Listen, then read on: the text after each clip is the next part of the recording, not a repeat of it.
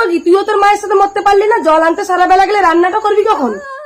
মা আমি আমার সোনার হাতটা খুঁজে পাচ্ছি না। নিশ্চয়ই এই গগি তোর হাত চুরি করছে। বল কেন চুরি করছিস? কি কুণ্ডলা, মা মারা মেয়েটাকে সবসময় ধরে ধরে মারো কেন? দেখো না গগি তোমার ছোট মেয়ে সোনার হাত চুরি করেছে। ওই তো সোনার হার তো নিশার গলায়। ও হ্যাঁ তো আমি একদম গলায় হাত দিয়ে দেখি। উচ্চা খায়। গগি এখানে থাকলে ওরা তোকে মেরে ফেলবে, তুই এ বাড়ি ছেড়ে চলে যা মা। জল। আমি চাঁদপুরের রাজকুমার, তুমি জলদান করে জীবনদান দেওয়ার জন্য আমি তোমাকে বিয়ে করতে চাই। ও আচ্ছা, তুমি কথা বলতে পারো না? চলো আমি তোমার বাড়ির লোকের সাথে কথা বলবো। আমার গগি হবে রাজরানী। অসম্ভব, আমার মেয়ে থাকতে গগি হবে রাজরানী? রাজকুমার তুমি আমার মেয়েকে বিয়ে করো। না, আমি গগিকেই বিয়ে করবো।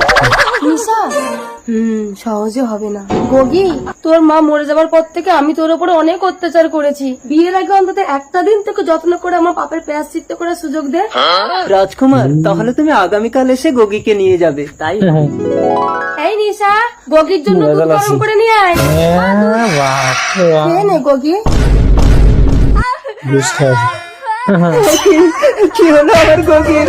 গগি গগি, তোমরা আমার গগিকে বিষ খাইয়ে মেরে দিলে। আমার মেয়ে থাকতে থাকতে সতীনের মেয়ে হবে রাজরানী। কিন্তু রাজকুমার তো গগিকে ছাড়া বিয়ে করবে না কুণ্ডলা। সে ব্যবস্থাও আমি করবো। কপাল বাবা, কেন ডেকেছিস? কপাল বাবা, আমার মেয়েকে অবিকল গগির রূপ দিয়ে দাও। কিড়িকিড়ি যা, তাড়াতাড়ি রূপ পাল্টে যা। এ কি, আমি তো অবিকল গগির মতো হয়ে গেছি মা। চুপ কর, গগি কথা বলতে পারতো না। তুই কথা বলে রাজকুমার তোকে ধরে ফেলবে। না, এ অন্যায়। কপাল বাবা, আমার স্বামীকে নিয়ে গিয়ে নরবলি দিয়ে দাও। চল, আজ তোকে নরবলি দেবো। বল তোর শেষ ইচ্ছে কি?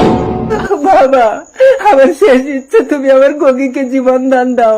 ওরে আত্মা ফিরে আয়, মরা মানুষ জেগে যা। চলো গগি, তুমি রাজরানী হয়ে থাকবে। আমি কিন্তু হেঁটে দেবো না রাজকুমার। ভালো না আমার গগি? বিধাতার যে